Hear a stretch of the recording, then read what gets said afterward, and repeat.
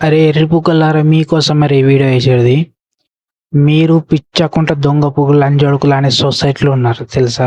ఎందుకంటే ఏ లంజోడుకైనా, ఏ మొడ్డల రిలేటివ్స్ అయినా, సుల్లిల రిలేటివ్స్ అయినా, ఈ లంజోడుకులు అంత పాలత లంజోడుకులు, లంజలు కూడా.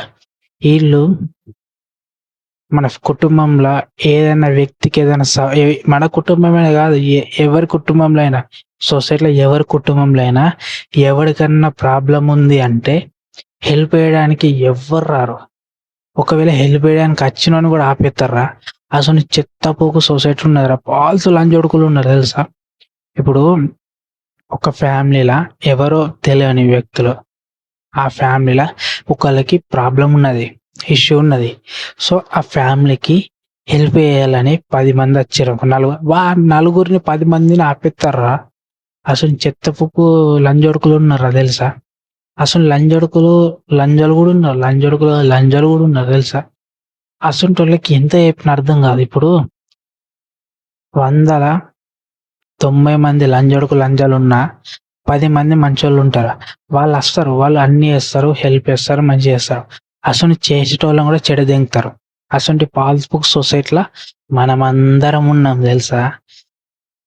బతుకున్నప్పుడు మాత్రం రిలేటివ్స్ అనే లంజ కొడుకులు, లంజలు కానీ ఎవడైనా అచ్చి బుక్కెడు తిండి పెట్టరు, ఏం చేయరు. అది ఆ వ్యక్తి చనిపోయింది అనుకో, అమ్మాయి కానీ అబ్బాయి కానీ చనిపోయింది అనుకో, అలా శవం దగ్గర, అలా సమాధి దగ్గర అన్ని రకాల వంటలు, అన్ని రకాల నాన్ వెజ్ తీసుకొచ్చి పెడతారు. అరే శవము ఆ సమాధి లేచి తింటదా? చెప్పురే, తింటదా? ఇసుని దొంగపుకు సొసైటీ కదా. లంజోడుకులు కాకపోతే ఏమంటారు? ఇలానే లంజలు అనకపోతే ఏమంటారు చెప్పురి? లంబి కొడుకులకి బతుకున్నప్పుడు మనిషిని మనిషి లెక్క చూడాల. ఒక్కొక్క లంజోడుకు, ఒక్కొక్క లంజలు వాళ్ళు మస్తికి వచ్చినట్టు తిరుగుతారు, తల్లిదండ్రులను వదిలేస్తారు. తల్లిదండ్రులు మాత్రం చిన్నప్పటి నుంచి చాలా సఫర్ అయ్యి, మీరు అంటారు ఓడు సఫర్ అయ్యి కనుమన్నాడు అంటారు కదా. పాపం వాళ్ళకి బుద్ధి లేక అన్నారా? బుద్ధి లేక, సిగ్గు లేక కన్నారు, పెంచిర్రు. పాపం వాళ్ళకి సిగ్గు లేదు, బుద్ధి లేదు కాబట్టి కన్నారు, పెంచారు, నేను ఇంతవన్నీ వేసారు. నువ్వు ఇప్పుడు ఏం చేస్తున్నావు? ఓతో పిచ్చకుంట దానికోసం, ఓడో పిచ్చకుంటాడు కోసం నువ్వు తల్లిదండ్రులను వదిలేసి దెంగేసినావు. సక్కని పని అది? చెప్పురే, సక్కని పన? మళ్ళీ ఇంకొక బిల్డప్ దెంగుతారు, తల్లిదండ్రులని వృద్ధాశ్రమంలో పడేయడం. ఏందిరా అంత మసికొచ్చినవరా లంజోడుక? ఏంది అంత మసికొచ్చినావు లంజ? నువ్వు చిన్నప్పుడు నీ గుద్ద అడగాలన్నా, నీ ముడ్డి అడగాలన్నా మీ అమ్మ నేనే. పిచ్చిపోకు లంజోడుకులారా, మీ అమ్మనేరా. మీ నాన్న కూడా అడిగింది ఉండొచ్చు, మీ అమ్మ కూడా. వాళ్ళు ఎంత సఫర్ అయ్యారు మీకేం కొడుతారా పిచ్చిపోకు లంజోడుకులారా? ఇప్పుడు కన్న తల్లిదండ్రులని ఓడోడో లంజోడుకులు వృద్ధాశ్రమంలో పడెత్తారు అంటే వాళ్ళంతా టార్చర్ అవుతారా? లంజోడుక నీకు అంత మస్సికి వచ్చినట్టుంటే కొట్టుకోరా? అంతేగాని కన్న తల్లిదండ్రులని వృద్ధాశ్రమంలో పడేస్తే వాళ్ళని ఓళ్ళు చూసుకుంటారా? చెప్పు, ఓళ్ళు చూసుకుంటారా? మీరు చిన్నప్పుడు మాత్రం మిమ్మల్ని కని మీ కన్న తల్లిదండ్రులు చెత్త కుండీలో, చిన్నపిల్లల ఆశ్రమంలో పడేసారా? పడేయరు. ఎందుకు? వాళ్ళకి ఆ ప్రేమ ఉన్నది. పడేసే తల్లిదండ్రుల గురించి మాట్లాడతాను నేను. పడేయని కన్న తల్లిదండ్రుల గురించి మాట్లాడుతున్నాను. పడేసే తల్లిదండ్రులు వాళ్ళు చెత్త లంజలు పడేసే వాళ్ళని నాకు తెలిసి 100లో 1% ఉంటారు అంతే. మిగతా 99% మాత్రం చాలా ప్రేమగా చూసే వాళ్ళు ఉంటారు. అసంటోళ్ళని వృద్ధాశ్రమంలో పడేస్తారు లంజోడుకులు మస్తులకు వచ్చి. అంటే అంత పేంత మస్తికి వచ్చి పిల్లని దెంగాలని దెంగుతేనేమో ఇంట్లో సౌండ్ వినబడతా అని డిస్టర్బెన్స్ అట. నా మొడ్డల డిస్టర్బెన్స్, లంజపుకు డిస్టర్బెన్స్. అసలు లంజోడుకులు మస్తులకు వచ్చి పెళ్లి చేసుకొని, లంజోడుకులారా మీకు అంత మస్తికి ఉంటే లంజోడుకులారా పెద్ద ఇల్లు కట్టుకోర్రా లంజోడుకులారా. పెద్ద ఇల్లు కట్టుకొని రూమ్స్ ఉంటాయి కదా, రూమ్స్ డివైడెడ్ చేసుకొని పేరెంట్స్ ఒక రూమ్ లో పెట్టి మీరు ఒక రూమ్ లో గుద్ద దెంగించుకోర్రి. అంతేగాని తల్లిదండ్రులు ఎందుకు రా ఆశ్రమంలో పడేయడం? లంజోడుకులారా మీరు దెంగేయాల? మిమ్మల్ని అనవసరంగా అన్నారా తెలుసా? హింస పెడతారా? అరే చిన్నప్పుడు నువ్వు ఎంత హింస పెట్టినావురా మీ అమ్మకి, మీ నాన్నకి? ఆడవాళ్ళు కూడా, మీరు కూడా చిన్నప్పుడు ప్రతి ఒక్క తల్లిదండ్రులని హింసిస్తారు, చిరాకు పెడతారు, నిద్ర పోనీయరు. వాళ్ళు భరించలేరా? మీకేమైందిరా? మస్తులుగా వచ్చిర్రా, పెళ్ళంతోటి పండాలని అంత ఆశ ఉంటే పొర్రి ఎటైనా దెంగిర్రి. ఒక్కొక్క లంజోడుకులు అయితే వాళ్ళ కన్న తల్లిదండ్రులు కట్టిన ఇంట్లోకెంచి, వాళ్ళ సొంత ఇంట్లోకెంచి నూకెత్తురు. ఇప్పుడు కన్న తల్లిదండ్రులని ఇంట్లోకెంచి నూకేస్తున్న లంజోడుకులు లంజలు, మరి కన్న తల్లిదండ్రుల యొక్క ఆస్తులు బంగారం ఏంటికిరా? అవసరం లేదు కదరా. మరి ఏంటికి ఇచ్చేలా? వాళ్ళతోటి ఇచ్చేలా వృద్ధాశ్రమంకి రాసి వాళ్ళు సంపాదించిన ఆస్తులు, వాళ్ళు సంపాదించిన కార్లు, బంగ్లాలు, బంగారం, ఉంగరాలు, పట్టగొలుసులు అన్నీ వృద్ధాశ్రమంకి ఇచ్చేసి అవి ఇయ్య శాత కాదు. ఎందుకంటే అవి ఎక్కువ రేట్ ఉంటాయి. తల్లిదండ్రులు చనిపోయారు అనుకో, ఏదో అంత్యక్రియలు చేసి పడేస్తారు. వాళ్ళ డబ్బు, బంగారం ముఖ్యం. ఎందుకంటే బతకచ్చు కదా, అట్లా నమ్ముకోనన్నా వాటితోటే వ్యాపారం చేసి బతకచ్చు కదా. ఇది ఇది ఇసలు లంజోడుకులను లంజాలని ఏమంటారు? మీరే చెప్పుర్రి, అది కరెక్టా? మళ్ళీ ఇంకొకటి, కన్న తల్లి గాని తండ్రి గాని చనిపోతే ఏం ముట్టుడు, అలా వస్తువులని కాలబెట్టాలి, అలా వస్తువులను పడేయాలని లంజోడుకులు అంటారు కదా. కాదురా, మరి ఇప్పుడు వాళ్ళు మీ అమ్మ గాని మీ నాన్న గాని కట్టుకున్న చీర గాని, మీ నాన్న వేసుకున్న బనీన్ గాని, ఆ లుంగి గాని, వాళ్ళు వేసుకున్న బట్టలు గాని కాలబెడతారు, పడేస్తారు. మరి వాళ్ళు సంపాదించిన ఆస్తులు పడేయరు. మరి పడేయ సాత కాదు. ఎందుకు సాత కాదు? అవి విలువైనవి. బంగారం పడేయరు, వస్తువులు పడేయరు. మరి ఇల్లు ఇల్లు కూడా ఎవరికన్నా అనాథ ఆశ్రమం ఉంటే చూడు, వాళ్ళకి రాసి ఇచ్చేయి. ధైర్యం కాదు. ఎందుకు ధైర్యం అవుతుంది? కాదు, అసంటి లంజా కొడుకులు ఉన్నారు. ఎప్పటికీ తల్లి అయినా తండ్రి అయినా ఎవరైనా చనిపోయినా అలా ప్రతి ఒక్క వస్తువు ఉంచుకోవాలరా లంజొడుకులరా. పిచ్చి బుక్కు లంజాలకు కూడా చెప్తున్నా, ఉంచుకోవాలా. సిగ్గు ఉండాలా కొంచెం అన్నా. మీరు గాడిద లెక్క పెరిగిర్రు, మస్తుగా వచ్చిన మస్తు పెరిగిర్రు. మరి మీ కన్న తల్లిదండ్రులు సంపాదించిన ఆస్తులు మాత్రం ఎవరికి అంటే వాళ్ళకి దానం చేయరు. అంటే వాళ్ళు చనిపోయినాక మాత్రం వాళ్ళ బట్టలు మాత్రం దానం చేస్తే పుణ్యం వస్తుంది అంటారు కదా. అదే మరి ఆస్తులు, బంగారం దానం చేయి, ఇంకా ఎక్కువ పుణ్యం వస్తుందిరా, చాలా పుణ్యం వస్తుంది. అది కాదు, అది సాత కాదు. అది సిగ్గుండాల కొంచెం అన్నా. ఎవరికైనా నేను అనేది అర్థమవుతుందా? ఎప్పటికీ కన్న తల్లిదండ్రుల బట్టలు ఎప్పటికీ పడేయద్దు.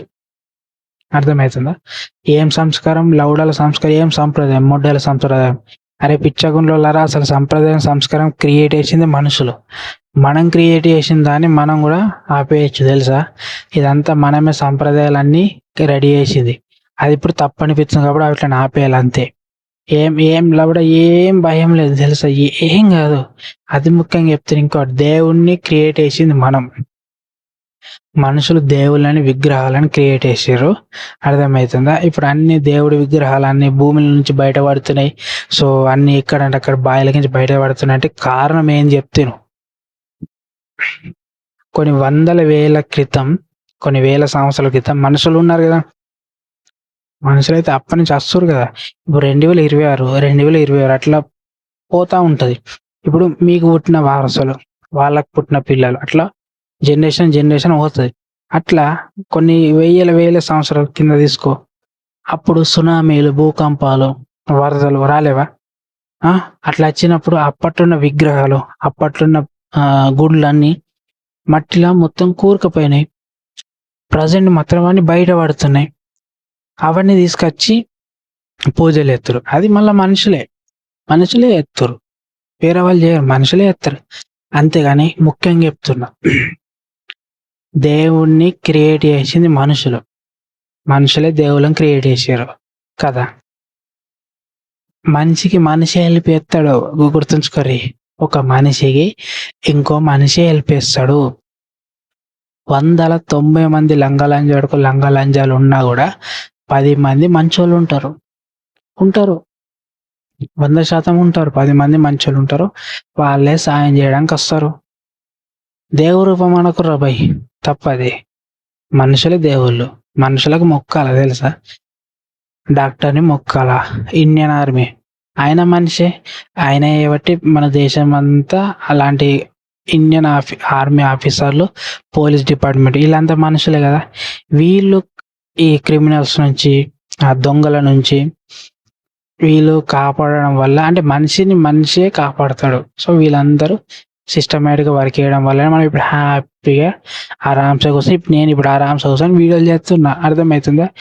మన చుట్టూ ఇండియా బార్డర్ చుట్టూ ఇండియన్ ఆర్మీ వాళ్ళు కరెక్ట్గా వాళ్ళు డ్యూటీ చేయడం వల్ల మనం ఇప్పుడు ఈడ మా ఆరామ్సే ఉన్నాం, హాయిగా తింటున్నాం, హాయిగా వండుకుంటున్నాం, పని చేసుకుంటాం. ఎవరి వల్ల? ఇండియన్ ఆర్మీ సోల్జర్స్ వల్ల కదా.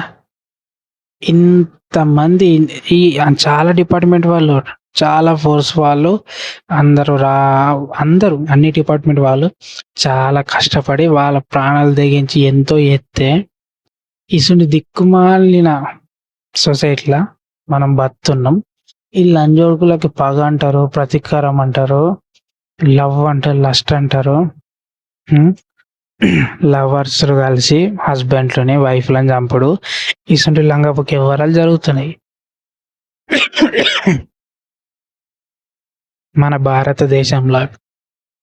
చాలా డిపార్ట్మెంట్ వాళ్ళ ప్రాణాలు తెగించి వాళ్ళ డ్యూటీ చేసి మనందరి కోసం ఇట్లా ఎత్తే అందరూ కలిసి మస్తులకు వచ్చినట్టు లంజోడుకులు లంజాలు పెళ్ళైనాక కూడా మస్తుగా వచ్చి లవర్స్ అంటే చిన్నప్పుడు లవర్స్ లాట వాడికి పెళ్ళైంది, దీని కూడా పెళ్ళైంది, అయినా కలుసుకుందాం దెంగించుకుందాం అనుకుంటే వీళ్ళిద్దరు కలిసి పాపం దీన్ని ఈడి చంపెత్తాడు, ఆన్ని ఇది చంపెత్తది ప్లాన్ చేసుకొని. వీళ్ళిద్దరి దిక్కుమాల ప్రేమ కోసం పెళ్లి చేసుకున్న ఈమె ఆడు చచ్చిపోతారు. అసొంటి దిక్కుమాల సొసైటీ, లంజపుకి వ్యవహారాలు జరిగే సొసైటీలో, లంజొడుకులు ఉండే సొసైటీలో మనం అందరం ఉంటున్నాం. అసొంటి లంజొడుకులు లంజలు చెప్పే విషయాలని మనం చిత్తశుద్ధితో వింటున్నాం. అంటే వాళ్ళు ఏదో గొప్ప ఘనకార్యం చేసిన వాళ్ళ లెక్క. ఒకటే, ఎవరికి రెస్పెక్ట్ ఇవ్వాలో తెలుసా? Police department. ఎందుకంటే దేశంలో ఉన్న ప్రతి ఒక్క ప్రజలను కాపాడేది పోలీస్ డిపార్ట్మెంట్ వాళ్ళు. కరప్టర్ ఆఫీసర్స్ కూడా ఉంటారు పోలీస్ డిపార్ట్మెంట్ వాళ్ళ, కానీ నిజాయితీ వాళ్ళ గురించి మాట్లాడుతున్నాను నేను.